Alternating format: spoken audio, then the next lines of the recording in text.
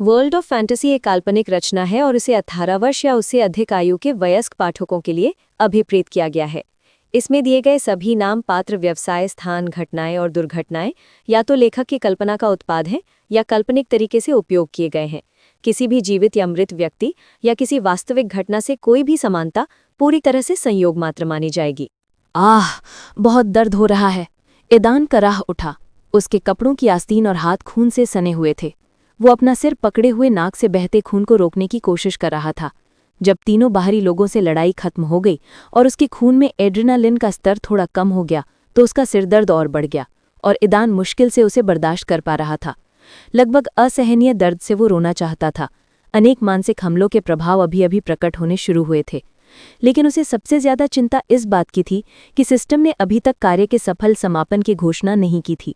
इसका मतलब था कि जानवरों की लहर अभी खत्म नहीं हुई थी और ईदान की ताकत लगभग खत्म हो चुकी थी, शारीरिक नहीं बल्कि मानसिक। मुझे यकीन नहीं हो रहा कि मैं एरेबल के आंकड़ों की वजह से इतनी जल्दी इस अतिरिक्त वृद्धि का आदी हो गया। ईदान ने कमजोरी महसूस करते हुए बुदबुदाया। एरेबल के आधे आंकड़ों की वजह से उसने अपने आंकड़ों में हुई वृद्धि को रद्द कर दिया, लेकिन अल्फा ऑफ फायर में परिवर्तन को रद्द नहीं किया, क्योंकि उसे डर था कि कहीं वो बेहोश न हो जाए। ईदान बैठ गया। उसे अपने आसपास हो रही घटनाओं पर ध्यान नहीं दे रहा था। वो अपनी सांसें संभालने लगा और स्थिति के बिगड़ने की आशंका के लिए तैयार होने लगा। और मैं ये भी सोच रहा था कि जल्दी से सब कुछ निपटा दूं और एरेबल की मदद कर दूं। मैं कितना तुच्छ और मूर्ख था, उसने सोचा। फिर अपने दुश्मनों और उनके मानसिक हमलों को याद करके ईदान अपना सिर हिलाना चाहता था, लेकिन खुद को रोक नहीं पाया। उसका सिर पहले से ही धड़क रहा था और उसे लग रहा था कि अगर उसने और सिर हिलाया तो उसकी खोपड़ी के अंदर की हर चीज चकनाचूर हो जाएगी। जबकि ईदान अपनी सांस पकड़ने की कोशिश कर रहा था, उसके आसपास की स्थिति अनिश्चित बनी हुई थी। मानसिक हमले के कारण तीनों पक्षों के लगभग सभी सैनिक बेहोश हो गए थे। हालांकि ईदान की बाहरी लोगों से लड़ाई के दौरान अन्य सैन्यकर्मी, चिकित्सक और अन्य नगर सेवाओं के प्रतिनिधि स्थान की ओर खींचे चले आने लगे थे। ये दृश्य देखकर सभी डर गए। उन्हें समझ आ गया कि अगर जल्द ही सुरक्षा का कुछ भी भाग बहाल नहीं किया गया तो जानवरों की एक छोटी सी लहर भी शहर में घुस आएगी और सब मर जाएंगे। कुछ लोग अपनी सुरक्षा व्यवस्था को दुरुस्त और तैयार करने लगे, जबकि कुछ लोग पीड़ों की जांच और सहायता करने लगे। कोई नहीं जानता था कि इतने गहरे मानसिक आघात के बाद ये सैनिक जागेंगे या हमेशा के लिए बेहोश हो जाएंगे। महिलाओं की मौत के बाद निको को ऐसा लगा जैसे कोई बाहरी चीज उसके शरीर से निकल रही है। वो और उसके साथी तेजी से अपनी हरकतें ठीक करने लगे। हालांकि मानसिक हमले से हुई क्षति कम नहीं हुई थी और निको अभी भी बहुत कमजोर महसूस कर रहा था। इनसे सावधान रहो, निको ने लगभग चिल्लाते हुए कहा। जब वहां पहुंचे अतिरिक्त सैनिकों ने देखा कि वो दो घायल लड़कियों की ओर बढ़ रहे हैं। 5वें नंबर के युद्ध क्षेत्र से भी सेलेना और उसके समूह की मदद की गई। हालांकि कोई भी नया आगंतुक ईदान की ओर जल्दी नहीं गया। वो अभी भी अपने अग्नि स्वरूप में था और उसके चारों ओर ज्वाला की चिंगारियां नाच रही थी और हवा का तापमान काफी बढ़ गया था। उसके आसपास एक निश्चित दायरे में सारी बर्फ पूरी तरह पिघल चुकी थी। बाहर से ऐसा लग रहा था जैसे वो बस वहां बैठा है और सेना, डॉक्टर और बाकी लोग उसे नहीं जानते। वो ये भी नहीं बता पा रहे थे कि वो दुश्मन है या सहयोगी। निको और उसके साथियों के अलावा किसी ने उसे बाहरी लोगों से लड़ते नहीं देखा। फिर वहीं घटित हुआ जो अवश्यंभावी था। सभी जागृत लोगों जो सचेत थे, नश्वर लोगों के विपरीत जंगल से आती हुई गड़गड़ाहट को महसूस कर रहे थे। बिना किसी अपवाद के ये बात सभी के लिए स्पष्ट हो गई कि जानवरों की एक विशाल लहर आ रही है। सभी के रोंगटे खड़े हो गए। वहां मौजूद लगभग कोई भी इस लहर का सामना करने के लिए तैयार नहीं था। ईदान जो ठीक होने की कोशिश कर रहा था, उसने भी इसे महसूस किया और दूसरों के विपरीत उसे आश्चर्य नहीं हुआ। उनका सिस्टम अभी भी शांत था और उन्हें यकीन था कि समस्याएं अभी खत्म नहीं हुई हैं। फिर उसने आह भरी। हालात बहुत मुश्किल थे। उसकी स्थिति बहुत अच्छी नहीं थी। ईदान रजत और कांस्य श्रेणी के जानवरों को संभाल सकता था, लेकिन उसे यकीन नहीं था कि वो इस अवस्था में स्वर्ण श्रेणी के जानवरों का सामना कर पाएगा। मुझे यकीन नहीं हो रहा कि इस बार 3 से भी अधिक स्वर्ण रैंक होंगी, उसने सोचा। फिर अपना स्टेटस खोलने के बाद ईदान ने उनके पास बचे सिस्टम पॉइंट्स की संख्या पर ध्यान दिया। कुल 1000 पॉइंट्स वाली 2 तलवारें खरीदने के बाद उनके पास केवल 1264 पॉइंट्स ही बचे थे। फूह! ईदान ने आह भरी। अपनी कनपट्टियों की मालिश करते हुए सिस्टम की ओर मुड़कर कहा, सिस्टम, क्या ट्रेड फंक्शन में ऐसा कुछ है जो मुझे शीघ्रता से ठीक होने और आने वाली समस्या को हल करने में मदद कर सकता है? होस्ट रैंक 3 और 4 की रिकवरी गोलियां खरीदने के लिए उपलब्ध हैं। रैंक 3 की गोली की कीमत 500 सिस्टम पॉइंट्स है और रैंक 4 की कीमत 1000 है। इस दुनिया के रैंक में रैंक 3 की गोली गोल्डन रैंक के बराबर है और रैंक 4 की प्लैटिनम रैंक के। होस्ट की स्थिति और वर्तमान परिस्थितियों का आकलन करने के बाद यह सिस्टम रिकवरी के लिए रैंक 4 की गोली खरीदने की सलाह देता है, लेकिन फिलहाल नहीं। रैंक 4 की गोली लेने के बाद भी होस्ट को अपनी ताकत वापस पाने में समय लगता है और होस्ट के पास फिलहाल इतना समय नहीं बचा है। इस स्थिति से निपटने के लिए यह सिस्टम 500 सिस्टम पॉइंट्स पर रैंक 3 की एक्सप्लोसिव फोर्स की गोली खरीदने का प्रस्ताव देता है। कार्य पूरा करने और पुरस्कार प्राप्त करने के बाद आप रिकवरी के लिए रैंक 4 की गोलियां खरीद पाएंगे। ये सिस्टम ये ऑफर आपके पार्टनर की मदद करने की आपकी इच्छा के आधार पर देता है। रैंक 4 की गोली लेने के बाद आपको दूसरे होस्ट के स्थान पर पहुंचने तक ठीक होने के लिए पर्याप्त समय मिलेगा। 1500 सिस्टम पॉइंट्स? ईदान ने कुल कितने पॉइंट्स खर्च करने थे ये देखकर हैरानी से कहा। अपने 1264 पॉइंट्स देखकर उसने गहरी सांस ली। ईदान कल्पना भी नहीं कर सकता था कि इस कार्य को पूरा करके वो कितने सिस्टम पॉइंट्स अर्जित कर सकता था। अपनी आंखें बंद करके और हर सेकंड में जानवरों की एक लहर को अपनी ओर आते हुए महसूस करते हुए उसने सिस्टम की सलाह पर अमल करने का फैसला किया। सिस्टम एक्सप्लोसिव फोर्स की गोली खरीदो, उसने कहा। तुरंत उनके स्कोर से 500 अंक काट लिए गए और उनके पास सिर्फ 764 सिस्टम पॉइंट्स ही बचे थे। ईदान को लगा कि सिस्टम पॉइंट्स बनाने की बजाय उन्हें नुकसान हुआ है, लेकिन एराबेल के शब्दों को याद करते हुए उसे एहसास हुआ कि ये सब सार्थक था। ये घटना उन दोनों के लिए एक परीक्षा और एक अमूल्य अनुभव थी। एक छोटी सी दरार से गोल लाल रंग की गोली निकली। ईदान ने उसे पकड़ा और बिना किसी हिचकिचाहट के अपने मुंह में डाल लिया। मुझे अपना सर्वश्रेष्ठ देना होगा और अधिक से अधिक अंक अर्जित करने होंगे, उसने गोली निगलते हुए सोचा। सिस्टम, कृपया एराबेल को निर्धारित स्थान पर पहुंचने से पहले यहाँ क्या हुआ इसकी पूरी जानकारी दे दीजिए, विशेष रूप से बाहरी लोगों के बारे में। फिर सीमा से आती सर्चलाइट से रोशन दूरी पर स्थित अंधेरे जंगल को देखते हुए, जहां सेनाएं जानवरों के हमले की आशंका में इकट्ठी हो रही थीं, ईदान ने धीरे से कहा, मुझे आशा है कि मेरी पीड़ा उसके लिए कुछ उपयोगी होगी। एराबेल, जो कुछ समय से लगातार उड़ रही थी, को लगा थी वो अपनी मंजिल के करीब पहुंच रही है। उसके कंधे पर कांपती कोको ने भी उसके संदेह की पुष्टि की, ये संकेत देते हुए कि वे पहले ही करीब पहुंच चुके हैं। कुछ समय पहले ईदान द्वारा सिस्टम की अनोखी क्षमता का इस्तेमाल करके उसके आधे आंकड़े छीन लेने के कारण एराबेल कमजोर हो गई थी। हालांकि अब उसे अपनी ताकत वापस मिलती हुई महसूस हो रही थी। सिस्टम, ईदान कैसी है? जैसे ही उसे लगा कि उसके आंकड़े सामान्य हो गए हैं, उसने तुरंत पूछा। दूसरा होस्ट ठीक है, केवल भयंकर सिर दर्द के अलावा, सिस्टम ने ईदान की स्थिति बताते हुए जवाब दिया। उफ, एराबेल ने राहत की सांस ली। सिर दर्द? खैर, वो इसे सहन कर लेगा, उसने सोचा। उसे नहीं पता था कि उस समय ईदान किस तरह से पीड़ित था और वो बड़ी मुश्किल से अपने आंसू रोक पा रही थी। होस्ट, जल्द ही सिस्टम ने उसके साथ ईदान के साथ जो कुछ हुआ उसके बारे में सारी जानकारी साझा की और उनके दुश्मनों की क्षमताओं का विस्तृत विवरण दिया। सिस्टम से प्राप्त जानकारी सुनने के बाद एराबेल ने उड़ान की गति थोड़ी धीमी कर दी और जल्दबाजी करना बंद कर दिया। जो कुछ उसने सीखा था उससे ये स्पष्ट था कि दुश्मन बहुत खतरनाक थे और बिना उचित तैयारी और योजना के उसे अकेले वहां नहीं जाना चाहिए था। मुझे इस जानकारी के लिए बाद में ईदान का शुक्रिया अदा करना होगा, वरना अगर मैं बिना तैयारी के इन दुश्मनों का सामना करती तो पता नहीं क्या होता, एराबेल बुदबुदाई। कोको को थपथपाते हुए वो उड़ती रही, लेकिन इतनी तेजी से नहीं, अपनी कार्य योजना पर विचार करते हुए। टाउनबस शहर से कुछ ही दूरी पर आसमान में एक जेट विमान तेज रफ्तार से उड़ रहा था। उसके अंदर 2 क्रू सदस्यों के अलावा 6 जागे हुए लोगों का एक समूह था। लड़कियों में से एक लड़की ने नेता को संबोधित किया। अरे नेता, क्या आप दोहरा सकते हैं कि हम किस उद्देश्य से टाउनबस जा रहे हैं? उनकी नेता एक स्वर्ण श्रेणी की जागृत महिला थी, जिसमें हर सफलता के बाद महत्वपूर्ण बदलाव आते थे। लंबे भूरे बालों और हेट्रोक्रोमिया के साथ वो एक असली सुंदरता बन गई थी। उसकी दाहिनी आंख लाल चमकती थी, जबकि बाईं आंख हमेशा की तरह भूरी थी। सभी 6 ने एक जैसे लड़ाकू सूट पहने हुए थे, जिनके बाएं छाती पर लोमड़ी के सिर का प्रतीक बना हुआ था। लड़की की नेता ने शांतिपूर्वक कहा। क्वींस गिल्ड की नेता आयरीन ने व्यक्तिगत रूप से हमसे अनुरोध किया था। उसके अनुसार सीमा पर कुछ गड़बड़ है। उसे टाउन बस में अज्ञात महिलाओं के एक समूह के बारे में जानकारी मिली थी, जो उसके गिरोह की सदस्य होने का दिखावा करती हैं। आयरीन ने मुझसे इन अफवाहों की जांच करने और उसके 2 विश्वसनीय लोगों को ढूंढने के लिए कहा था। क्या उसके लिए आकर खुद की जांच करना मुश्किल है? लड़कियों में से एक ने कुछ आक्रोश के साथ पूछा। नेता ने शांतिपूर्वक उत्तर दिया। उन्होंने कहा कि यह अत्यावश्यक था और संयोग से हमारा समूह टाउन बस के सबसे नज़दीक था, इसलिए उन्होंने हमसे संपर्क किया।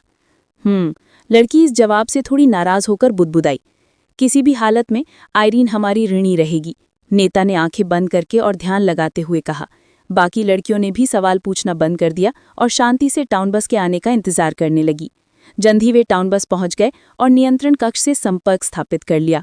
पायलटों को एक परेशान करने वाली खबर मिली कि जानवरों की एक लहर के कारण टाउन बस में आपातकाल की घोषणा कर दी गई है। सभी लंबी दूरी के संचार अवरुद्ध कर दिए गए थे और पहुंच केवल स्थानीय नेटवर्क और कुछ आवृत्तियों तक ही सीमित थी, इसलिए बाहरी दुनिया को अभी तक हमले के बारे में पता नहीं चला था। ये समाचार सुनकर 6 जागृत लड़कियां तुरंत बदल गई और युद्ध की तैयारी करने लगी। युद्ध का स्थान बताएं और युद्ध क्षेत्र के ऊपर से उड़ान भरें, नेता ने पायलटों को संबोधित करते हुए आदेश दिया। उन्होंने सिर हिलाकर उसका आदेश स्वीकार कर लिया। खैर लड़कियों, ऐसा लगता है कि हमारी रात बहुत लंबी होने वाली है, नेता ने मुस्कुराते हुए कहा, लेकिन किसी कारण से अन्य लोग उसकी खुशी में शामिल नहीं हुए। ईदान द्वारा ली गई विस्फोटक बल गोली का प्रभाव आने में ज्यादा समय नहीं लगा। जैसे ही ये पेट में गया, ये तुरंत घुल गया और पेट की दीवारों के साथ इसके सक्रिय पदार्थ तेजी से ईदान के शरीर में घुस गए, जिससे वो ताकत से भर गया। यहाँ तक कि उसके सिर का असहनीय दर्द भी थोड़ा कम हो गया था, जिससे ईदान को अधिक स्पष्टता से सोचने और तर्क करने में मदद मिली। उसके आसपास का तापमान कई डिग्री बढ़ गया और हवा थोड़ी धुंधली होने लगी। ईदान ने कराहते हुए कहा। उसे अलौकिक शक्ति और राहत का एहसास हुआ कि सिरदर्द दूर हो गया है। हालांकि ईदान समझ गया था कि ये सिर्फ एक स्थायी सुधार था। गोली का असर खत्म होते ही उसका सिरदर्द नए जोश से वापस आ जाएगा। ईदान आशावादी नहीं था, इसलिए उसे लग रहा था कि दर्द पहले से भी ज्यादा असहनीय होगा। आखिरकार, जैसा कि उसने कहानियों में पढ़ा था, ऐसी गोलियों का कोई ना कोई साइड इफेक्ट तो जरूर होता है, और चूंकि गोली से इतनी तेज ताकत मिलती थी, तो उसके असर के बाद ईदान को काफी कमजोर हो जाना चाहिए था और फिर सिर दर्द असहनीय हो जाना चाहिए था। अगर मौजूदा हालात ना होते तो ईदान कभी ये गोली न लेता, लेकिन अभी उसके पास कोई चारा नहीं था। उसके बाद उसे थोड़ा कष्ट सहना पड़ेगा। ईदान ने अपनी नई तलवार को देखते हुए देखा कि हाल ही में हुई एक लड़ाई में उसमें कुछ मामूली क्षति हुई थी। इन क्षतियों ने उसे पागलपन की ऊर्जा के प्रभावों की याद दिलाई। इससे उसे ये एहसास हुआ कि इतनी मजबूत तलवार भी 3 अलग अलग प्रकार की ऊर्जाओं के विलय का सामना करने में असमर्थ थी। हालांकि उसकी पुरानी तलवार के उलट ये नुकसान इतना गंभीर नहीं था। अगर ईदान पागलपन की ऊर्जा का दुरुपयोग ना कहे तो ये तलवार अभी भी लंबे समय तक उसके काम आ सकती है। इस अल्प समय में तीनों पक्षों की सुरक्षा आंशिक रूप से बहाल हो गई थी, लेकिन वे उतनी विश्वसनीय नहीं रहीं जितनी कि 3 बाहरी लोगों के हमले से पहले थी। ईदान आशावादी नहीं थे और वे जानते थे कि वो अकेले पूरी लहर को नहीं रोक पाएंगे और हादसों की संख्या नहीं रोक पाएंगे। पीड़ित तो होंगे ही और बहुत से होंगे। वो केवल उनकी संख्या को न्यूनतम करने का प्रयास कर सकता था। नीको और उसका समूह रक्षा पंक्ति से बाहर चले गए ताकि जानवरों के सीमा पर पहुंचने और युद्ध में शामिल होने से पहले खुद को आराम करने का समय मिल सके। ईदान युद्ध के मैदान में अकेला रह गया, जानवरों की आगामी लहर का इंतजार करते हुए। जल्द ही पहला जानवर जंगल से निकलकर खुले मैदान में भाग आया। उसके पीछे दूसरा और तीसरा भी आया। कुछ ही सेकंड्स में ईदान के दृष्टि क्षेत्र में 1 दर्जन से अधिक जानवर प्रकट हो गए और उनकी संख्या बढ़ती जा रही थी। हालांकि युद्ध के लिए तैयार होने के बावजूद ईदान को जिस बात ने आश्चर्यचकित और भयभीत कर दिया, वो ये थी कि सभी जानवर उसे अपना कट्टर दुश्मन समझकर सब कुछ अनदेखा करते हुए बड़े क्रोध के साथ उसकी ओर दौड़ पड़े। ओ बकवास! ईदान ने ये सब देखते हुए कहा। अरे अरे अरे, तुम सब मुझ पर किस लिए दौड़ रहे हो? ईदान ने क्रोधित जानवरों की एक लहर को अपनी ओर बढ़ते हुए देखकर चिल्लाया। उसका पहला ख्याल तो यही था कि वो मुड़कर भाग जाए, लेकिन उसे जल्द ही एहसास हो गया कि वो यूं ही नहीं भाग सकता। क्रोधित जानवरों की ये लहर उसके पीछे खड़े नश्वर प्राणियों को चीड़-फाड़ कर रख देगी। हालांकि मुझे वास्तव में उनके जीवन की परवाह नहीं है। मैं नहीं चाहता कि वे मेरे भागने के कारण मरे, लेकिन मैं उनके लिए मरने का इरादा भी नहीं रखता, ईदान में सोचा। अगर तुम पीछे, आगे या बगल में नहीं जा सकते तो तुम सिर्फ ऊपर नीचे ही जा सकते हो, ईदान ने अपने पैरों की ओर देखते हुए खुद से कहा। मैं कोई तिल नहीं हूं। फिर उसने ऊपर देखा और याद आया कि वो अभी भी अपने अग्नि के अल्फा रूप में था। बहुतों ने पहले ही देख लिया था कि वो क्या करने में सक्षम है, और अब इसके बारे में चिंता करने का कोई समय नहीं था। ईदान ने तुरंत निर्णय लिया और अपनी उड़ने की क्षमता का इस्तेमाल करते हुए अपने ज्वलंत पंख फैला दिए। थोड़ी देर नीचे झुकने के बाद उसने जमीन से एक लात मारी और आसमान में उड़ गया, इससे पहले कि उस तक पहुंच चुके जानवरों की लहर उसे निगल पाती। रा! जानवरों ने दहाड़ लगाई जब उन्होंने अपने शिकार को ऊपर की ओर उड़ते देखा।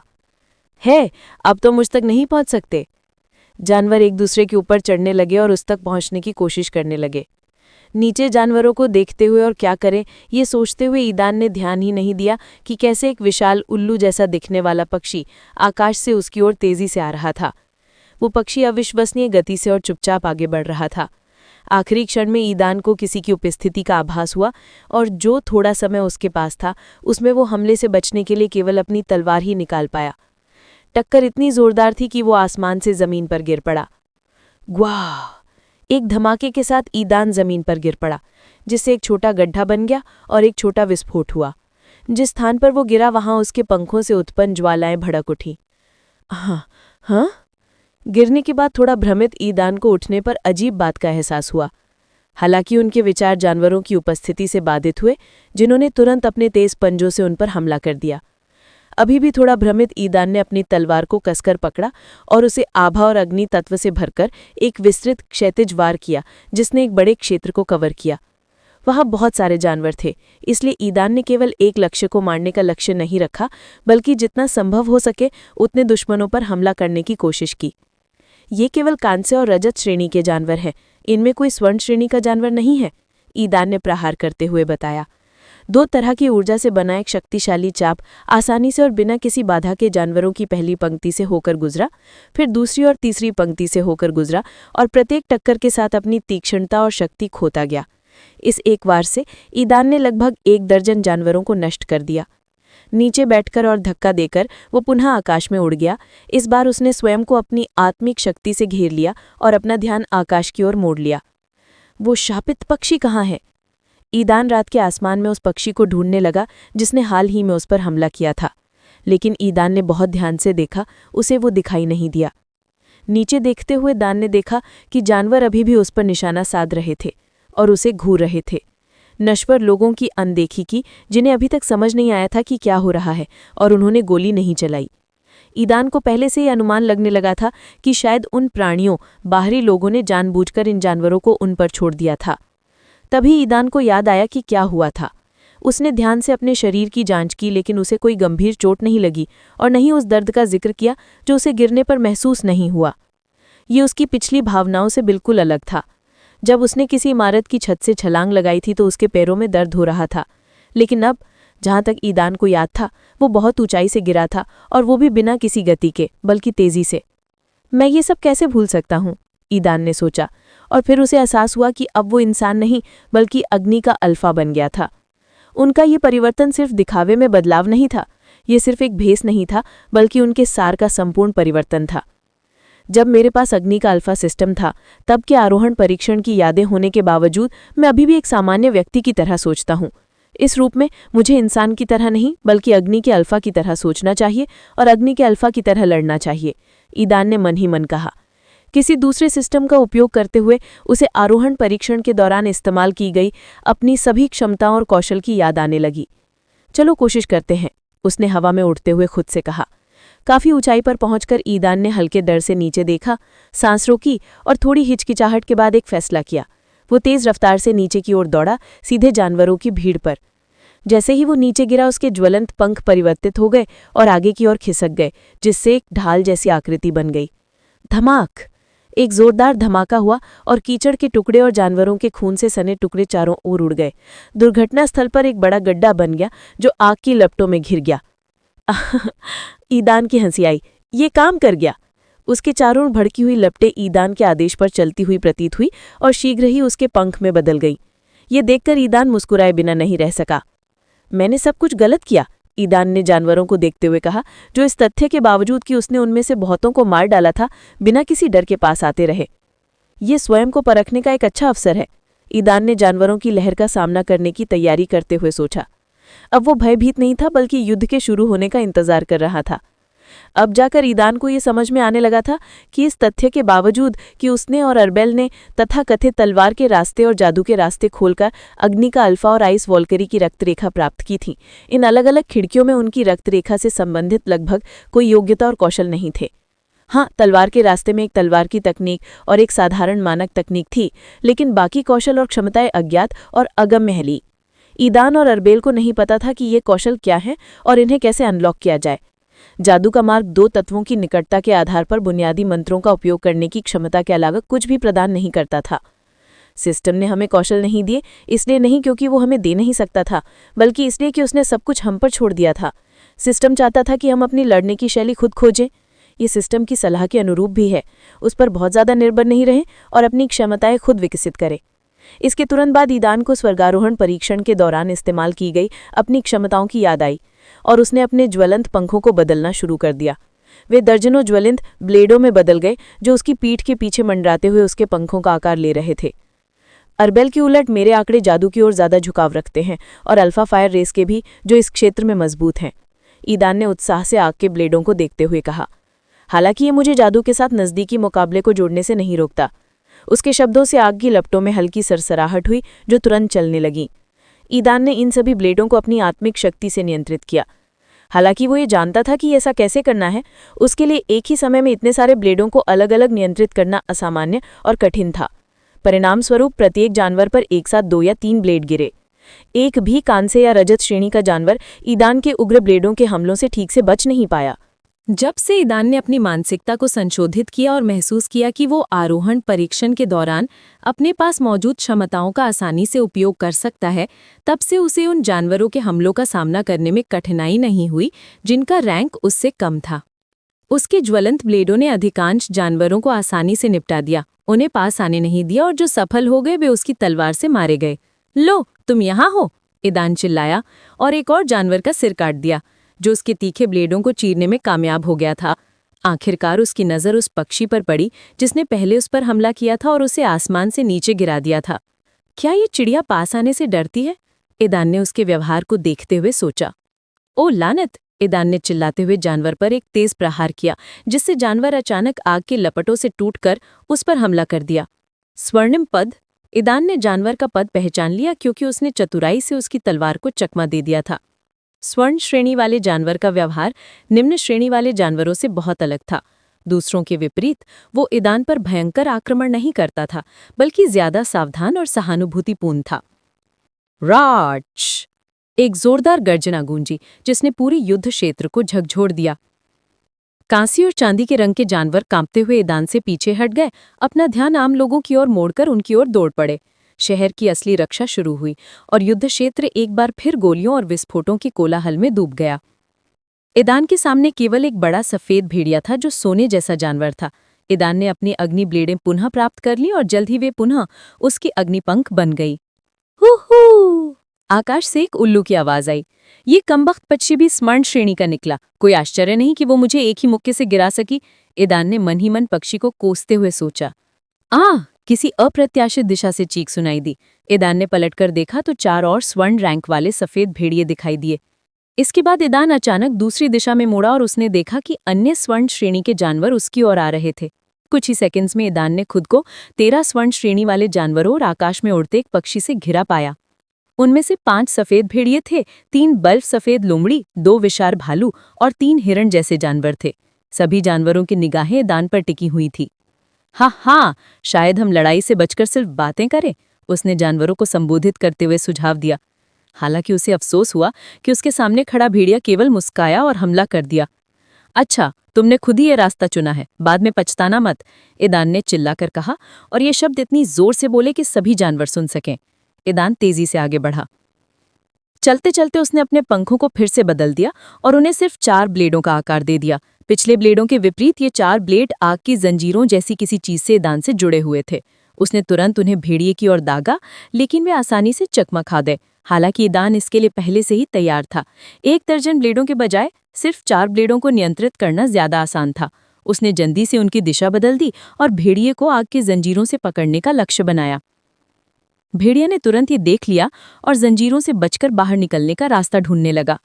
है, ईदान मुस्कुराया ये देखकर कि भेड़िए ने अपना पूरा ध्यान ब्लेड पर केंद्रित किया था। यही है जो ईदान चाहता था। अब उसने मन ही मन कहा, जैसे ही एक और ब्लेड उड़कर अपने लक्ष्य से चूक गया।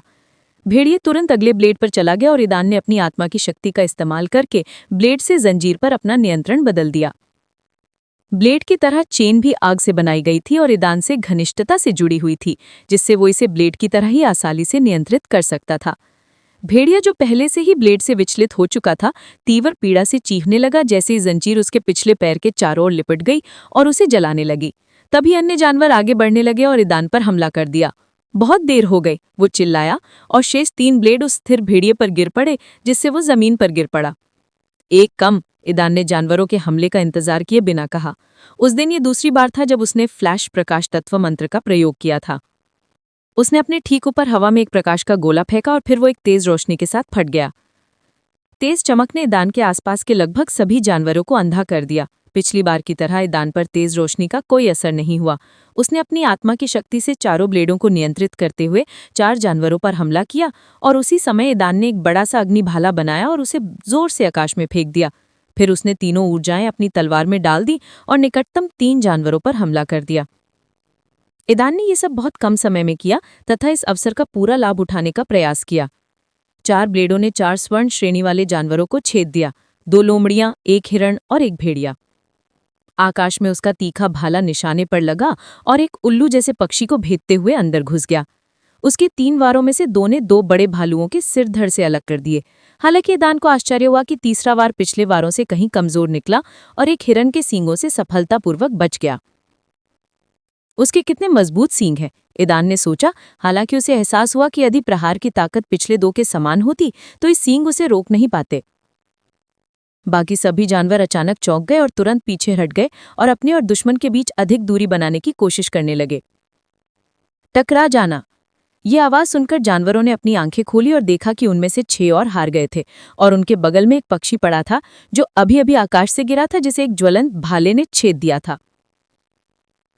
7 कम, अभी भी 6 बचे हैं। अच्छा, तो क्या हम आगे बढ़ें? ईदान ने सीधा चेहरा बनाए रखते हुए पूछा, हालांकि उसके अंदर चिंता व्याप्त थी। मुझे पहले इस बात का क्यों ध्यान नहीं आया? ईदान ने सोचा। उसका मन कमजोर हो रहा था, इसलिए तीसरा वार पिछले 2 वारों से कमजोर था।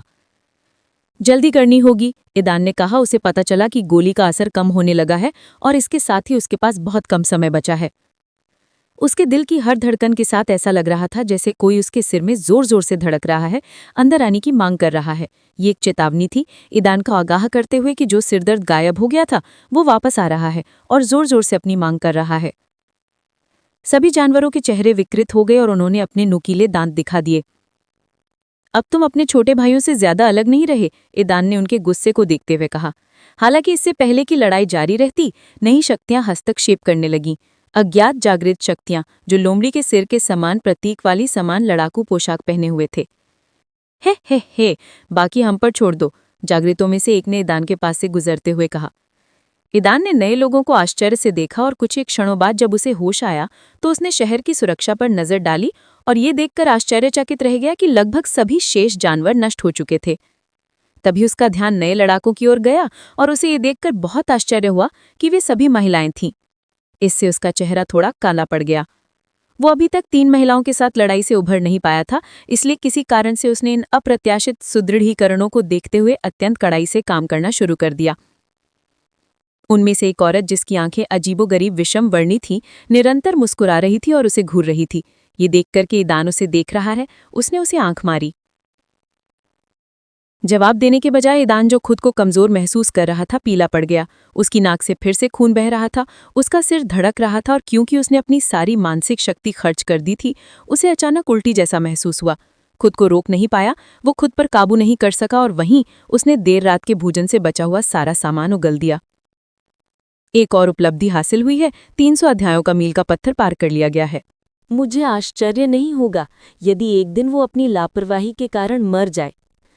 लंबे गुलाबी बाल और मिलती जुलती आंखों वाली पूर्वी विशेषताओं वाली लड़कियों में से एक ने कहा। अन्य 4 ने चुपचाप सिर हिलाया और देखा कि उनका नेता विमान के अंदर और बाहर दबाव के बराबर होने और गति धीमी होने का इंतजार कर रहा था, और निर्धारित क्षेत्र के ऊपर से उड़ते हुए उसने दरवाज़ा खोला और बिना कुछ कहे नीचे कूद गया। वो पैराशूट नहीं लाई थी क्या? जुड़वा बच्चों में से एक ने पूछा। उसकी बहन ने सिर हिलाकर इस अनुमान की पुष्टि की। हम किसका इंतजार कर रहे हैं? चलो चलें।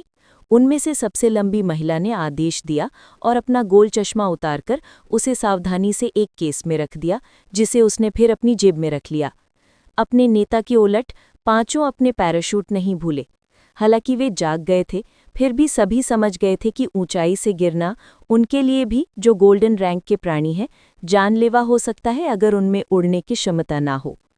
अच्छा लड़कियां, जो भी मैदान पर सबसे आखिर में पहुंचेगा उसे ही दावतों का खर्चा उठाना होगा। गहरे रंग और लंबे काले बालों वाली एक लड़की ने नेता की भूमिका निभाते हुए कहा। वो मैदान पर सबसे पहले पहुंचने के लिए सबसे पहले नीचे उतरी। उवाशा, वो कुतिया, एक पूर्वी दिखने वाली लड़की चिल्लाई, जिसके लंबे गुलाबी बाल थे और जिन पर विस्तृत रंग था। जुड़वां बच्चे भी उसी समय उसके पीछे कूद पड़े। दोनों छोटे कद के थे, छोटे काले बाल और काली आंखें थीं। वो एक दूसरे से इतने मिलते जुलते थे कि अजनबी अक्सर समझ नहीं पाते थे कि कौन कौन है।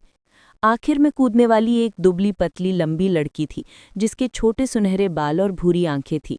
कूदने के बाद भी उसने देखा कि उसका चश्मा उसकी जेब में है या नहीं। जब विमान आवश्यक ऊंचाई पर उतरा तो वे सभी पांचों अपने नेता का अनुसरण करते हुए विमान से कूद गए। हवा में रहते हुए भी वे स्पष्ट रूप से देख सकते थे कि जमीन पर क्या हो रहा था। जानवरों की एक बड़ी लहर शहर की सुरक्षा की ओर बढ़ रही थी, जहां शहर के रक्षक उन पर सीसे का छिड़काव कर रहे थे। इसके अलावा लड़कियों ने एक और युद्ध क्षेत्र देखा। अपने नेता को जानवरों की लहर के केंद्र में सीधे जाते देख लड़कियां अपनी भावनाओं को नियंत्रित नहीं कर सकीं और उसके पीछे चल पड़ीं तथा अपने दिल में उसे कोसने लगीं। उनका नेता सबसे पहले धड़ाम से नीचे गिरा, जिससे एक बड़ी शॉक वेव उठी। उसके पीछे पीछे जमीन पर पहुंची बाकी लड़कियों ने भी अपने पैराशूट खोल दिए। जैसे ही उनकी गति धीमी हुई, उन्होंने अपने पैराशूट नीचे गिरा दिए और बाकी ऊंचाई को मुक्त रूप से गिरते हुए पार कर लिया। नीचे उतरने के बाद सभी लड़कियां बिना कोई सवाल किए लड़ाई में शामिल हो गई और जानवरों के साथ लड़ाई शुरू कर दी। वो निको के समूह की तरह नए नहीं थे, बल्कि अनुभवी जागृत लोग थे जो पहले भी एक से ज्यादा बार जानवरों की ऐसी ही लहर का सामना कर चुके थे। स्वर्ण श्रेणी के जागृत लोगों के अनुभव और ताकत के साथ उन्होंने उस लहर का आसानी से सामना किया जिसमें उनके स्तर का कोई जानवर नहीं था। रक्षकों को सुदृढ़ीकरण के आगमन से खुशी हुई। नए मजबूत जागृत लोग। निको का समूह, जो शहर की सुरक्षा के सबसे निकट से घुसाए जानवरों के खिलाफ लड़ रहा था, वो भी राहत महसूस कर रहा था। जब ये स्पष्ट हो गया कि उन्होंने इस लहर से निपट लिया है, तो सभी का ध्यान उस तरफ से प्रकाश की एक उज्ज्वल विस्फोट से आकर्षित हुआ, जहां स्वर्ण श्रेणी के प्राणियों की एक अलग लड़ाई हो रही थी। ये क्या बकवास है? काली लड़की ने अपनी आंखों को रोशनी से बचाते हुए कहा, लेकिन कोई भी उसे जवाब नहीं दे सका। जैसे ही बत्तियां बुझीं, सभी लड़कियों ने देखा कि उनकी नेता रोशनी की ओर दौड़ रही है। उन्होंने एक दूसरे को देखा और उसके पीछे चल पड़ी। तभी उन्हें अंततः पता चला कि दूसरे युद्ध क्षेत्र में क्या हो रहा था। वहां उन्होंने एक असामान्य आदमी को कई स्वर्ण श्रेणी के जीवों से लड़ते देखा। अब लड़कियों को समझ आया कि इस लहर में कोई स्वर्ण श्रेणी का जानवर क्यों नहीं था। वो सब इस आदमी से लड़ने में व्यस्त थी। लेकिन लड़कियों को सबसे ज्यादा हैरानी इस बात की थी कि जिस जगह पर वो लड़का लड़ रहा था, वहां निचले दर्जे के जानवरों की लाशें पड़ी थी। उनकी संख्या उन जानवरों की लाशों के योग से कम नहीं थी जिनसे उन्होंने अभी अभी अकेले निपटा था। केवल 6 स्वर्ण श्रेणी के जानवर बचे हैं, जुड़वा बच्चों में से एक ने कहा। लगता है वो काफी देर से लड़ रहा है। चलो उसकी मदद करते हैं और बचे हुए जानवरों में से एक-एक को अपने पास ले आते हैं। सभी लड़कियों ने सहमति में सिर हिलाया। जहां तक उनके नेता की बात है, उन्होंने उस पर ध्यान नहीं दिया। वो पहले से ही उसके व्यवहार के आदी थे और जानते थे कि वो जो भी सबसे शक्तिशाली जानवर देखेगी, उस पर तुरंत टूट पड़ेगी। वो अपने लिए बचे हुए 5 जानवरों में से ही किसी एक को चुन सकती थीं। 6 लड़कियों के सामने अपना पेट खाली करने के बाद ईदान को लगा कि उसका शरीर कांपने लगा है और उसका सिर दर्द नए जोश के साथ वापस आ गया। धिक्कार है, उसने कसम खाई और फिर अपनी लाल आंखें उठाकर वो लड़कियों की ओर मुड़ा। जल्दी करो, जितनी जल्दी हो सके इन सभी जानवरों को मार डालो। उसकी एकमात्र आशा सिस्टम के कार्यों को सफलतापूर्वक पूरा करना था। वो मानता था कि एक बार के बचे हुए 6 जानवरों का नाश हो जाने पर सिस्टम उसके कार्य को पूरा समझेगा। ईदान की हताश चीख सुनकर लड़कियों ने एक दूसरे को देखा और बिना समय गंवाए युद्ध में कूद पड़ी। उन्हें बाकी बचे हुए जानवरों को हराने में ज्यादा समय नहीं लगा। उनकी नेता, जिसके पास एक दुर्लभ सिस्टम था, अपनी प्रतिद्वंद्वी को हराने वाली पहली महिला थी और बिना एक पल गंवाए ईदान से नजरें हटाए उसकी ओर बढ़ गई। ईदान फिर से बैठ गया और सिस्टम के काम पूरा होने का इंतजार करने के लिए शांत रहने की कोशिश करने लगा। दर्द से उसका सिर जोर से धड़क रहा था, लेकिन इस हालत में भी वो सतर्क था। सिर उठाकर उसने लड़की की नज़रों से नज़रें मिलाईं। उसकी विषम वर्णी आंखें चमक रही थीं और जब उसकी नज़र ईदान से मिली तो उसके चेहरे पर एक बड़ी मुस्कान थी, क्योंकि उसने भी उसकी तरह उसकी आंखों का अलग रंग देखा था। ईदान को खुद भी इस बात का अंदाज़ा नहीं था कि उसकी एक आंख लाल थी और दूसरी पागलपन की ऊर्जा से भरी हुई गुलाबी बैंगनी रंग में बदल रही थी। इसके अलावा इस लड़की के अपने सिस्टम ने उसे अभी-अभी बताया था कि उसके सामने कोई साधारण आदमी नहीं है। ये कोई साधारण या दुर्लभ सिस्टम का होस्ट नहीं है, बल्कि संभवतः किसी महाकाव्य सिस्टम का कोई और ही ज़्यादा शक्तिशाली होस्ट है। हेलो हैंडसम, उसने बिना नज़रें घुमाए ईदान से पूछा। क्या तुम्हारी कोई गर्लफ्रेंड है? हाँ? यारा, धिक्कार है, जाने दो। हेली ने वहां मौजूद सबसे लंबी लड़की की बाहों से छूटते हुए कसम खाई। अपनी ऊंचाई के अलावा इस लड़की की पहचान उसके गोल चश्मे से भी थी। सिस्टम, मेरे लिए रैंक 4 की एक गोली वापस खरीद दो। बगल में खड़ी लड़कियों को नजरअंदाज करते हुए ईदान तुरंत जरूरी गोली लेने के लिए अपने सिस्टम की ओर मुड़ा। इस समय उस भयानक सिरदर्द से बचने का यही एकमात्र उपाय था। गोली को भंडारण में रखा गया है। ईदान को लंबे समय तक इंतजार कराए बिना सिस्टम ने तुरंत उसके अनुरोध का अनुपालन किया। उसी समय 1000 सिस्टम पॉइंट काट लिए। ईदान ने अपनी जेब से गोली निकालने का नाटक करते हुए उसे जल्दी से बाहर निकाला और तुरंत अपने मुंह में डाल लिया। गल्प। आखिरकार ईदान ने गोली निगलते हुए राहत भरी सांस ली। अब वो बस इसके असर का इंतजार कर सकता था। मुझे बताओ सिस्टम, गोली को काम करना शुरू करने में कितना समय लगेगा? उसने पूछा। जवाब में सिस्टम ने केवल एक शब्द भेजा, धैर्य रखें। ईदान जितना सह सकता था सह चुका था। नाक से खून बहना बंद हो गया था, लेकिन दर्द अभी भी असहनीय था, जिससे किसी और चीज के बारे में सोचना मुश्किल हो रहा था। वो जितना ज्यादा सहता, उसके लिए उतना ही मुश्किल होता जाता। टिंक, एक नया काम सौंपा गया है। एलियन ऊर्जा से संक्रमित जागृत लोगों को बचाना। 3 में से 0 बचाए गए हैं। इनाम बचाए गए लोगों की संख्या पर निर्भर करता है। सिस्टम से प्राप्त अप्रत्याशित अधिसूचना ने ईदान का ध्यान दर्द से थोड़ा हटा दिया। हाँ सिस्टम, ये क्या बकवास है? कौन से जागे हुए हैं? ईदान पहले से ही बहुत सोच विचार कर रहा था, दर्द को सहन करने की कोशिश कर रहा था। उसी समय उसे अरबेल की सहायता के लिए दौड़ना था और फिर सिस्टम से नया काम भी मिला। ईदान ने सावधानी से अपना सिर ऊपर उठाया ताकि सिर दर्द न बढ़े और 6 लड़कियों की बारीकी से जांच की। उसने अनुमान लगाया कि उनमें से 3 संक्रमित हो सकती हैं। हालांकि उसकी लाख कोशिशों के बावजूद सभी 6 बिल्कुल स्वस्थ लग रही थीं। ऐसा कोई संकेत नहीं था कि उन्हें कोई स्वास्थ्य समस्या थी। लड़कियों ने ईदान को देखा। ईदान ने देखा कि सभी लड़कियां एक जैसे कपड़े पहने हुए थीं और उनकी पोशाक पर एक प्रतीक चिन्ह था, जो दर्शाता था कि वो एक ही गिल्ड या संगठन की सदस्य थीं। ये सुनिश्चित करने के बाद कि इन लड़कियों के साथ सब कुछ ठीक है और ये वो नहीं है, ईदान ने अपने सिरदर्द पर काबू पाते हुए सोचना शुरू किया। उसे तुरंत उन 2 अन्य जागृत समूहों का ख्याल आया जो यहाँ मौजूद थे। धीरे धीरे सावधानी से चारों ओर देखने पर वो उन्हें नहीं ढूंढ सका। तुमने यहाँ किसी अन्य जागृत लोगों को देखा है क्या? उसने लड़कियों से पूछा। 5 ने एक दूसरे को देखा और सिर हिलाया, लेकिन सबसे लंबी लड़की, जिसे हेली यारा कहती थी, उसने अपना चश्मा ठीक किया और कहा, मैंने वहां कुछ जागृत लोगों को देखा है। ये कहकर यारा ने शहर की ओर इशारा किया। ओह धन्यवाद, ईदान ने अपना सिर अभी भी पकड़े हुए कहा। आह, ईदान ने चिल्लाते हुए कहा। खड़े होने की कोशिश कर रहा था, लेकिन वो खुद को रोक नहीं सका और मुंह के बल गिर पड़ा।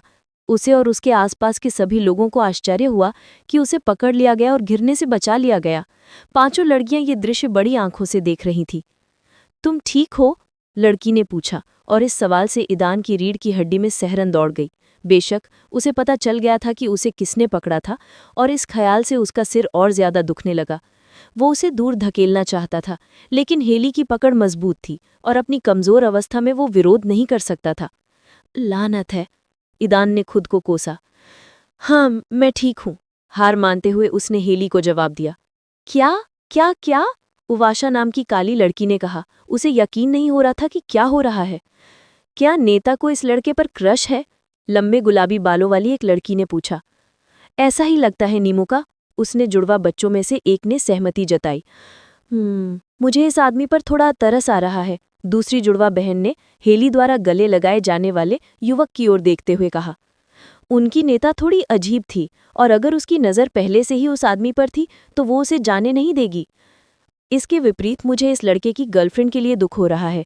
जुड़वा बहनों में से दूसरी ने, जो पहले निमुका से सहमत थी, अपनी बहन को संबोधित करते हुए कहा, तुमने क्या कहा लारा? क्या इस लड़के की कोई गर्लफ्रेंड है? सारा, जो जुड़वा बच्चों के दूसरे का नाम था, उसने अपनी बहन की बातों पर यकीन नहीं कर पा रही थी। लारा ने जवाब दिया, मैंने नेता और इस लड़के के बीच थोड़ी बातचीत सुनी और मैंने स्पष्ट रूप से सुना कि उसकी एक गर्लफ्रेंड है। मुझे सबसे ज्यादा चिंता लीडर की है, यारा ने कहा। मैंने उस आदमी को साफ साफ कहते हुए सुना कि उसकी गर्लफ्रेंड ना सिर्फ बहुत सुंदर है, बल्कि काफी मजबूत भी है। फिर यारा ने चारों लड़कियों की ओर गंभीर भाव से देखते हुए कहा, हमारे नेता को जानते हुए वो इस लड़के से पीछे नहीं हटेगी, बल्कि उसकी गर्लफ्रेंड पर नजर रखेगी। अगर उस लड़के की बातें सच हैं, तो हमारे नेता के लिए ये आसान नहीं होगा। अन्य लोग इन शब्दों से आश्चर्यचकित हुए, फिर एक दूसरे की ओर देखने लगे और उनके चेहरों पर मुस्कान आ गई। क्या ये बढ़िया नहीं है? निमुका ने पूछा, और अन्य लोगों ने सहमति में सिर हिलाया। सभी पांचों लड़कियां ये देखने के लिए उत्सुक थीं कि आगे क्या होगा और किस तरह का नाटक सामने आएगा। वो उत्सुकता से उस लड़के की गर्लफ्रेंड की प्रतिक्रिया और स्थिति पर उसकी प्रतिक्रिया का इंतजार कर रही थी। अगर उस लड़के की गर्लफ्रेंड मजबूत निकली तो भी बहुत अच्छा होगा। कम से कम कोई तो अपने लीडर से लड़ सकेगा और उसकी उत्तेजना को थोड़ा कम कर सकेगा।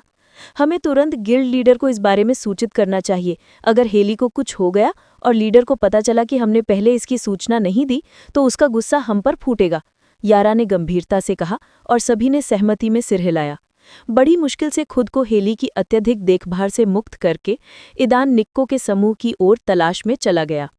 शहर के आस्ते में ईदान ने सभी लड़कियों से मुलाकात की और उनके नाम जान लिए। ईदान को पता चला कि सभी लड़कियां रेड फॉक्स गिल्ड की सदस्य हैं। हेली उनके समूह की लीडर थी। सांवले रंग, लंबे काले बाल और काली आंखों वाली लड़की का नाम उवाशा था। जुड़वा बहनों के नाम सारा और लारा थे। लंबे गुलाबी बालों और आंखों वाली लड़की का नाम निमुका था और सबसे लंबी और पतली चश्मा पहने हुए लड़की का नाम यारा था। क्या तुम यहाँ आयरीन के कहने पर आए हो? ईदान को आश्चर्य हुआ जब उसे पता चला कि रेड फॉक्स गिल्ड की लड़कियों का ये समूह अचानक रंबुस में क्यों प्रकट हुआ। हाँ, क्वींस गिल्ड की नेता आयरीन को जब पता चला कि हम रंबुस में सबसे करीब हैं, तो उन्होंने हमसे उन धोखेबाजों के बारे में अफवाहों की जांच करने और साथ ही अपने 2 विश्वास पात्रों को खोजने को कहा था। इसी बीच उनकी लीडर हेली बहुत अजीब व्यवहार कर रही थी। वो बादलों में तैरती हुई सी लग रही थी। उसकी नज़रें ईदान से हटी नहीं रही थी और ये बात उसे परेशान करने लगी। उसके उदास चेहरे को देखकर बाकी लड़कियां अपनी हंसी नहीं रोक पा रही थी।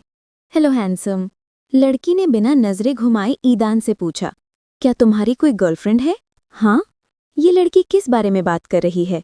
ईदान ने सोचा, अप्रत्याशित प्रश्न से आश्चर्यचकित होकर। मैंने पूछा, क्या तुम्हारी कोई गर्लफ्रेंड है? उसने अपना प्रश्न दोहराया। ईदान हंसा। सवाल दूसरी बार सुनकर उसे एहसास हुआ कि उसने पहली बार नहीं सुना था। फिर उसने दर्द से दोनों हाथों से अपना सिर पकड़ लिया। अरे, बहुत दर्द हो रहा है। ओह, बहुत दर्द हो रहा है। दर्द के बावजूद ईदान हंसना बंद नहीं कर सका। तुम क्यों हंस रहे हो? क्या मैंने कुछ अजीब कहा? लड़की ने सोचा। जब ईदान बारी बारी से हंस रहा था, गालियां दे रहा था और चिल्ला रहा था कि उसे दर्द हो रहा है। नहीं, बिल्कुल नहीं। ईदान ने उसकी शंकाओं को दूर करने के लिए कहा, आपके सवाल का जवाब मैं यही कह सकता हूँ कि हाँ, मेरी एक गर्लफ्रेंड है, और वो सिर्फ मेरी गर्लफ्रेंड ही नहीं, मेरी मंगेतर और होने वाली पत्नी भी है। लड़की के चेहरे की मुस्कान तुरंत गायब हो गई। उसकी जगह एक उदासी सी छा गई। वो कौन है? उसने स्पष्ट रूप से पूछा। उसने भी उसकी ओर भौहें चढ़ाई। वो उसके मूड और आवाज के लहजे में आए त्वरित परिवर्तन से आश्चर्यचकित था। इसे अपने दिमाग से निकाल दो, ईदान ने कहा। उसे तुरंत अंदाजा हो गया कि लड़की क्या सोच रही है। हो, उसने कहा, और उसकी दाहिनी आंख हल्की सी चमक उठी और फिर एक ऊर्ध्वाधर पुतली के साथ छिपकली की आंख के समान आकार ले लिया। उस लड़के के जवाब से और खासकर उसके आखिरी शब्दों से उसे बहुत बुरा लगा। उन्होंने उसके अंदर किसी चीज को छू लिया था। इसका तुम्हारा क्या मतलब है? उसने पूछा। ईदान ने आह भरी। सिर दर्द की वजह से तो पहले ही उसके लिए मुश्किल हो रही थी, फिर ये लड़की अपने सवालों से उसे परेशान कर रही है। मैं दोहराता हूँ, मेरी एक गर्लफ्रेंड है और मैं पहले से ही व्यस्त हूँ। कृपया मुझे अकेला छोड़ दीजिए, उसने जवाब दिया। लड़की ने अपनी आंखें सिकोड़ी और फिर उसके चेहरे पर एक मुस्कान आ गई। हाँ, मैं नहीं समझता कि तुम्हारी गर्लफ्रेंड मुझसे बेहतर है, उसने अपने सुडौल स्तनों को उभारते हुए कहा। मानो ईदान के सामने अपनी खूबसूरती का इजहार कर रही हो। ये कहकर उसने गर्व से अपना सिर उठाया, जिससे ईदान अवाक रह गया। इस पागल औरत को क्या हो रहा है? ईदान ने खुद से पूछा। उसे समझ नहीं आ रहा था कि ये लड़की उसका ध्यान आकर्षित करने के लिए इतनी कोशिश क्यों कर रही है। तुम वाकई खूबसूरत हो, हाँ, ईदान ने कहा, और फिर उसके आगे के 2 शब्दों ने उसे हैरानी से जड़ कर दिया। लेकिन मेरी गर्लफ्रेंड तुमसे कहीं ज्यादा सुंदर है। वो न केवल स्वर्गीय सुंदरी है बल्कि वो बहुत मजबूत भी है। उसकी सुंदरता की प्रशंसा से उत्पन्न हुई उसकी उज्ज्वल मुस्कान गायब हो गई, और जब उसने सुना कि उस लड़के की प्रेमिका बहुत मजबूत थी तो उसके चेहरे पर बिल्कुल अलग मुस्कान दिखाई दी। हाँ, क्या तुम्हें उसकी ताकत पर इतना यकीन है? क्या तुम मुझे इसलिए नीचा दिखा रहे हो क्योंकि तुम्हारे पास एपिक सिस्टम है? इस अप्रत्याशित प्रश्न से ईदान बहुत हैरान हुआ और अचानक हुई इस घटना से उसका सिर फिर से दुखने लगा। आउच, धिक्कार है। कुछ सेकंड्स के बाद ईदान को होश आया और उसने लड़की की ओर देखा। तुम्हें क्या लगता है कि मेरे पास एपिक सिस्टम क्यों है? सिस्टम? ईदान ने उसी समय अपने सिस्टम को संबोधित किया। होस्ट, ये सिस्टम अभी भी इस सिस्टम की अनोखी आभा को छिपाता है, इसलिए सामने वाला व्यक्ति 100% निश्चित नहीं हो सकता कि आप एपिक सिस्टम के होस्ट हैं। वो केवल आपके प्रदर्शन के दौरान आपके द्वारा दिखाए गए प्रदर्शन के आधार पर ही इसका संदेह कर सकता है। तुम देख नहीं सकते, चारों ओर और अपने आप को देखो। क्या ये प्रत्यक्ष प्रमाण नहीं है? मेरे ज्ञात दुर्लभ तंत्र का कोई भी मेजबान वो करने में सक्षम नहीं है जो तुमने किया। लड़की ने अपनी बाहें फैलाते हुए कहा, मानो अपने आसपास की दुनिया की ओर इशारा करते हुए, और फिर ईदान की ओर। ईदान ने अपने लड़ाई का नतीजा देखा और अब जाकर उसे अपनी लड़ाई के पैमाने का एहसास हुआ। हालांकि उसका भावहीन भाव अपरिवर्तित रहा। सिर्फ इसलिए क्योंकि तुमने इसे नहीं देखा, इसका मतलब ये नहीं है कि दूसरे दुर्लभ सिस्टम ऐसा करने में सक्षम नहीं है। ईदान ने मुस्कुराते हुए कहा, मेरा सिस्टम थोड़ा खास है। मेरा सिस्टम मुझे अपना मरण वस्त्र उतारकर एक शक्तिशाली जाति में बदलने की अनुमति देता है। फिर लड़की की लाल आंखों में देखते हुए ईदान ने पूछा, क्या तुम देख नहीं सकती? क्या तुम अंधी हो? क्या तुम्हें लगता है कि मैं इंसान जैसा दिखता हूँ? क्या तुम्हें ये नहीं पता? ये शब्द सुनकर लड़की सिहर गई और अब उसे एहसास हुआ कि उसकी आंख बदल गई है। उसने जल्दी से उसे अपने हाथ से ढक लिया। सिस्टम? वो उत्तर जानने के लिए अपने सिस्टम की ओर मुड़ी।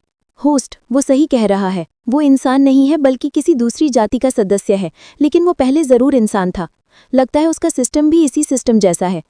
इसके अलावा ये सिस्टम इस बात की संभावना को भी नकारता नहीं है कि इन शब्दों से वो बस ये छिपाने की कोशिश कर रहा है कि उसके पास एपिक रैरिटी सिस्टम है। अगर ये सिस्टम इस व्यक्ति के सिस्टम की जगह होता तो इसके होस्ट को जब भी संभव हो सिस्टम की दुर्लभता को दूसरों से छुपाना पड़ता। हाँ, मुझे तुम्हारे सिस्टम की दुर्लभता में कोई दिलचस्पी नहीं है। देर सवेर मैं खुद तुम्हारी दुर्लभता बढ़ा दूंगी और तुम्हें एपिक सिस्टम बना दूंगी। बिल्कुल सही, ड्रैगन ऐसा ही होना चाहिए।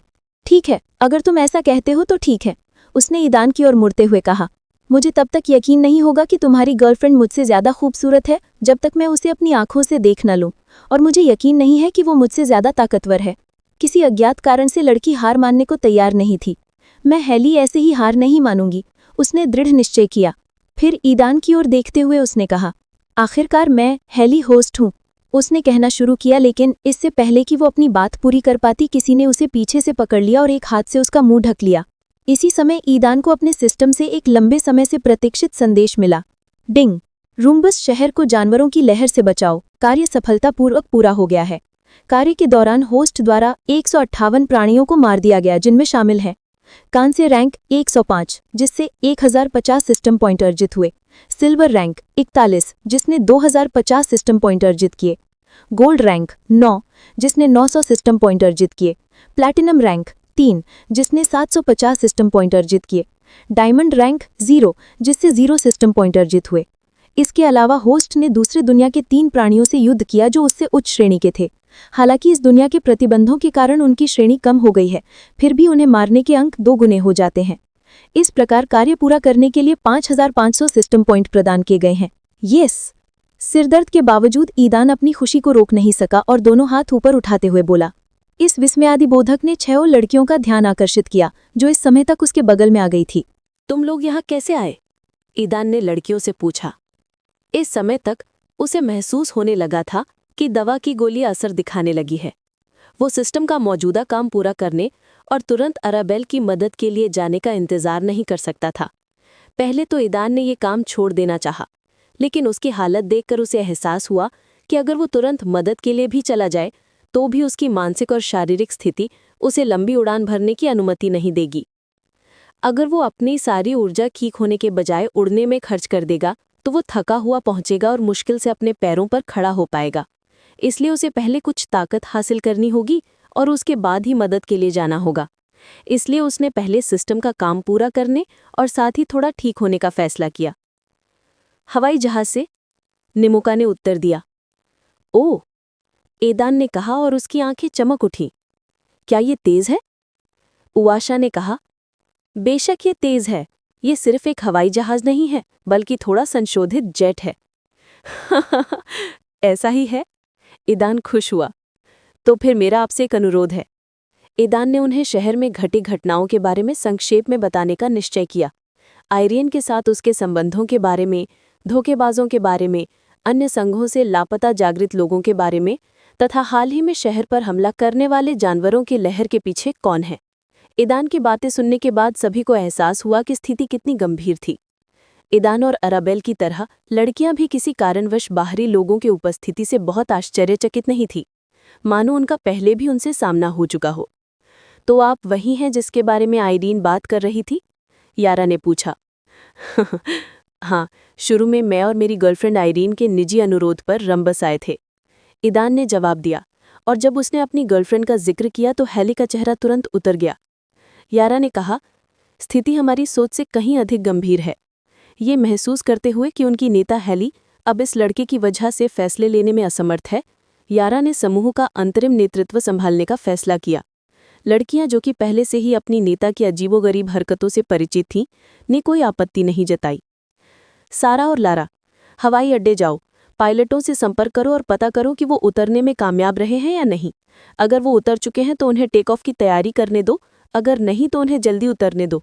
जैसे ही हमारा काम पूरा होगा हम अपहरित जागृत लोगों को बचाने के लिए जाएंगे। यारा ने आदेश दिया और जुड़वा बहनों ने, हालांकि वे थोड़ी नाखुश दिख रही थीं, आज्ञा मानने का फैसला किया। जुड़वा बच्चों के चले जाने के बाद ईदान ने अपना पूरा ध्यान स्वास्थ्य लाभ और सिस्टम से मिले काम को पूरा करने पर केंद्रित कर दिया। अब जबकि रेड फॉक्स गिल्ड की लड़कियां मदद के लिए तैयार हो गई थीं, तो उसके पास आखिरकार परिवहन का साधन उपलब्ध हो गया था और अब उसे अपने पंखों पर लंबी दूरी तय नहीं करनी पड़ती थी। ईदान ने यथाशीघ्र अराबेल की मदद करने का निश्चय किया, लेकिन पहले वो उसकी शक्ति को अधिकतम स्तर तक बहाल करना चाहता था। सिस्टम, कृपया बेले को याद दिलाएं कि वो कोई भी कदम उठाने से पहले खुद को सावधानी से तैयार कर ले और उसे ये भी बताएं कि वो उस व्यवधान को दूर करे जो मुझे नेट से पहले संपर्क करने से रोकता है। ईदान ने सिस्टम को संबोधित किया। सिस्टम की प्रतिक्रिया थी स्वीकृत। ईदान ने सिस्टम का कार्य पूरा करने और अपनी ताकत बहाल करने का फैसला क्यों किया, इसका एक कारण बैकअप योजना थी, जिसकी सफलता इस बात पर निर्भर थी कि अराबेल व्यवधान को खत्म करने में सक्षम है या नहीं। ईदान के समूह से मिलने आए लोगों की भीड़ में निको के समूह को ढूंढना आसान था। निको का सिस्टम अभी भी एक अजीब स्थिति में था, लेकिन उस दौरान वो कम से कम ये समझ चुका था कि उसका अपना सिस्टम उसे क्या संदेश देना चाहता था। सिर्फ वो ही नहीं, बल्कि उसके समूह के सभी सदस्य उस आदमी को देखने के लिए बहुत उत्साहित थे जिसने उन 3 बाहरी लोगों को हराकर उनकी जान बचाई थी। हालांकि किसी कारणवश उनमें से किसी की भी हिम्मत नहीं हुई कि वो आगे आकर ईदान से बहुत करे। तुम लोग क्या वही जागृत लोग नहीं हो जिन्होंने अन्य 2 बाहरी लोगों का सामना किया था? निको और उसके साथियों की खुशी के लिए ईदान ने उन्हें भीड़ में पाकर खुद ही उनसे बात की। हाँ, ये हम ही हैं। वे इतने उत्साहित थे कि ईदान के सामने उनके शरीर कांपने लगे। मैं जल्दी में हूँ, इसलिए सीधे मुद्दे पर आता हूँ। क्या तुम में से कोई ऐसा है जो किसी अजीबोगरीब एलियन ऊर्जा से संक्रमित है? ईदान ने निको से पूछा, और जब उन्होंने उसका सवाल सुना तो पहले तो हैरान हुए, फिर जल्दी से सिर हिला दिया। हाँ, है, निको ने कहा। हमारे ग्रुप के एक लड़की बाहरी हमले की वजह से एक अजीब ऊर्जा से संक्रमित हो गई थी और एसोसिएशन के ग्रुप की 2 लड़कियां भी। ओह! ईदान हैरान था, साथ ही खुश भी कि आखिरकार उसे अपने लक्ष्य मिल गए थे। वे कहाँ हैं? इधर, वे हॉस्पिटल में है। निको ने रास्ता दिखाते हुए सुझाव दिया और लगभग मेडिकल सेंटर की ओर दौड़ने लगा। अपनी चोटों के कारण ईदान उस आदमी के साथ चल नहीं सका, लेकिन ये देखकर कि वो कितना उत्साहित था, उसने अपनी पूरी कोशिश की। जब ईदान और अन्य निर्धारित स्थान पर पहुंचे तो उनका सामना सेना से हुआ, जिन्होंने हॉस्पिटल की ओर जाने वाले उनके रास्ते को रोक दिया।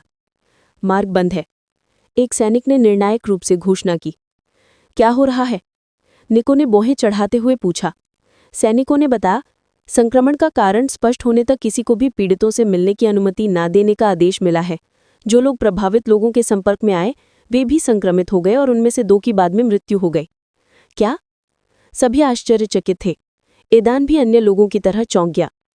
क्या सिस्टम ने सचमुच मुझे संक्रमण को रोकने के लिए इन सभी मरीजों की देखभाल करने के लिए कहा था? अगर ऐसा है तो फिर मुझे ही क्यों? ईदान ने सोचा। मुझे अंदर आने दो, ईदान ने आगे बढ़ते हुए कहा, लेकिन सैनिक अपनी चौकी पर डटे रहे और उसका रास्ता रोक दिया।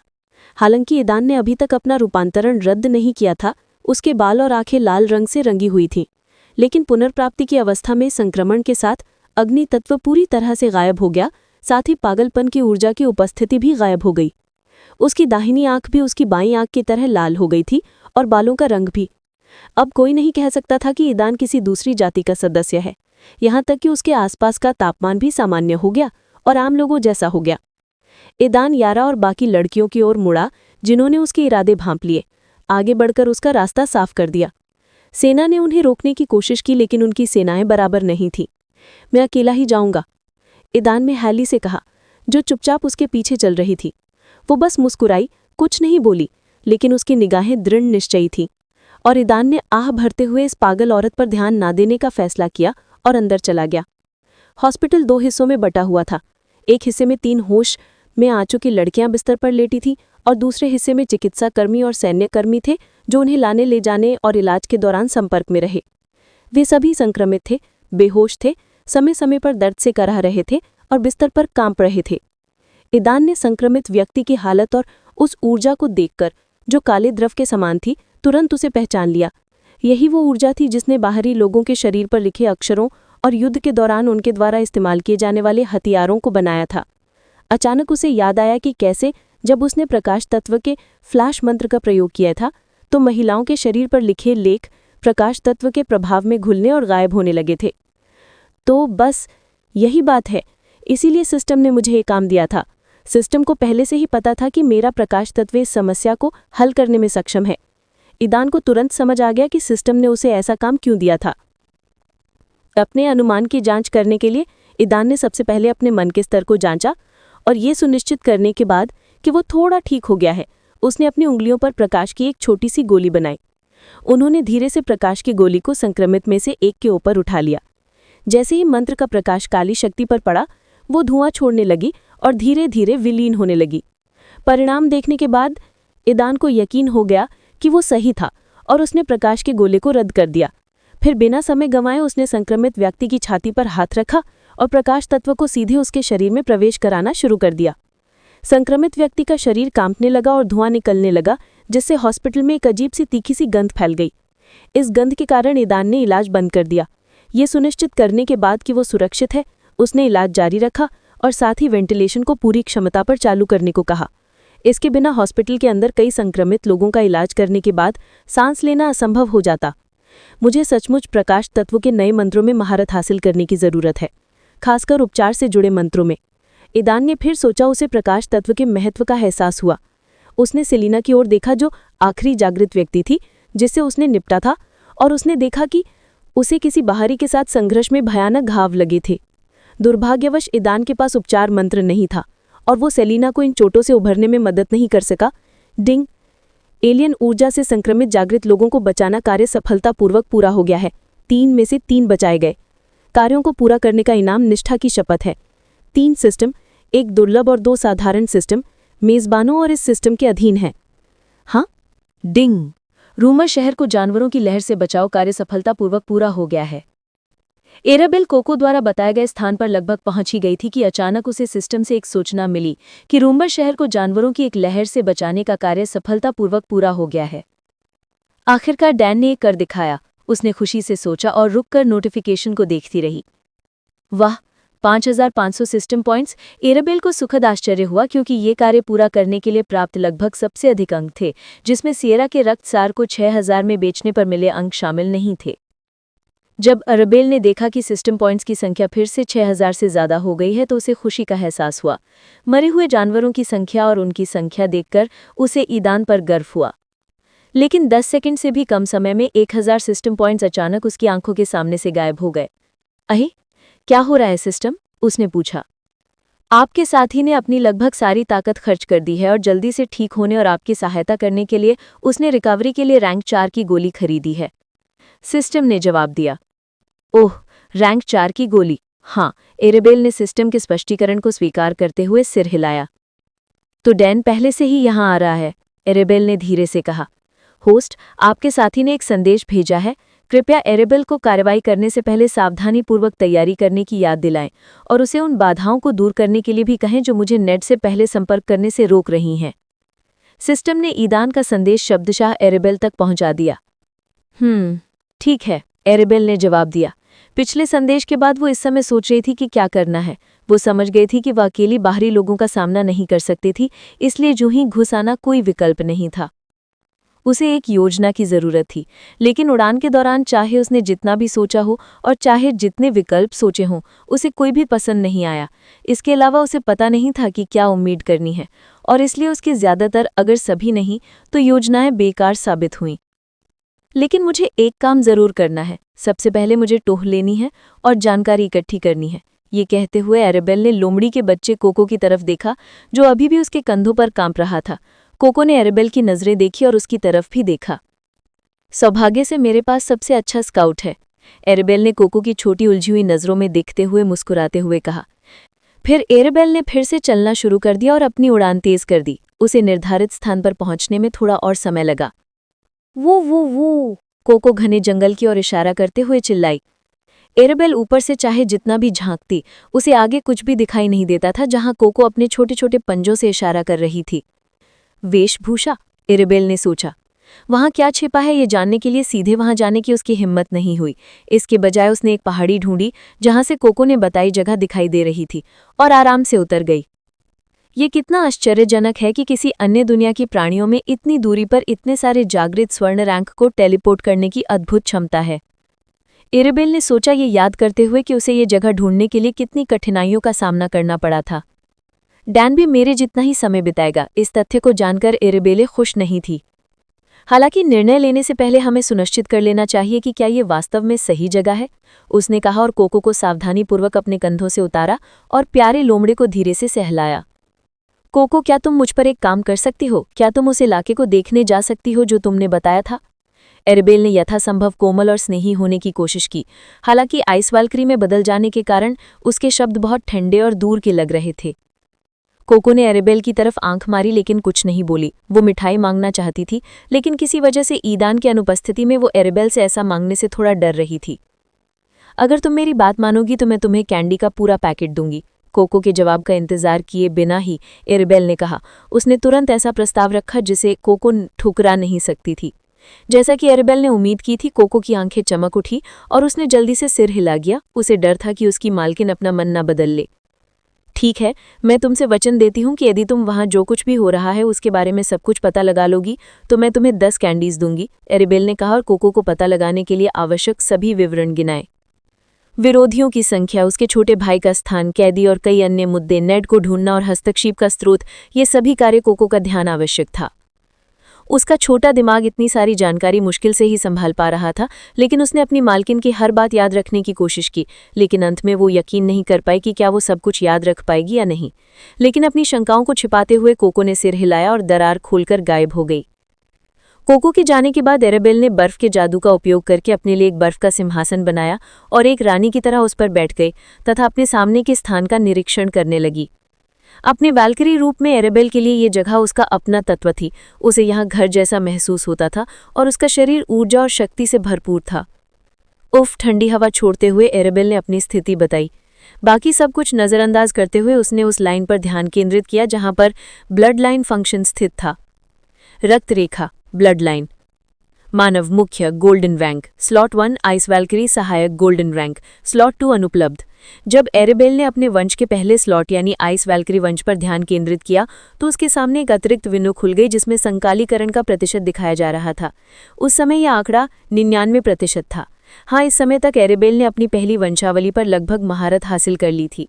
जेमिना की देखरेख में बिताए गए 10 दिनों के दौरान संबंधता दर 90% के आंकड़े को पार कर गई थी, लेकिन आज उसके छोटे भाई से मिलने और ये जानने के बाद कि वो ठीक है, ये सीमा 99% तक बढ़ गई। 99%, लगभग बस 1% शेष है। एरेबेल ने इस निदेशक की ओर देखते हुए बुदबुदाया। कुछ देर और सोच में डूबकर सिंक प्रतिशत को देखते रहने के बाद उसने स्टेटस विंडो बंद कर दी और आंखें मूंद ली। एरेबेल को मोटे तौर पर समझ आ गया था कि 1% की इस अंतिम सीमा को पार करने के लिए उसे क्या करना है। उसने जब आंखें खोली तो वो इस लक्ष्य को प्राप्त करने और अपनी आइस वैल्क्री वंशावली पर पूरी तरह अधिकार करने के लिए दृढ़ निश्चयी थी, ठीक वैसे ही जैसे ईदान ने पहले अपने अल्फा ऑफ द फायर वंश के साथ किया था। यद्यपि वो बहस हार गई, लेकिन वो उपलब्धियों के मामले में उससे पीछे नहीं रहना चाहती थी और उसके बराबर आने के लिए लगातार शक्तिशाली बनती गई। जल्द ही एरेबेल के सामने एक छोटी सी दरार खुल गई, जिसमें से एक छोटा सा फर का गोला बाहर गिरा। ये एक छोटा सा स्काउट था जो एक जरूरी जानकारी लेकर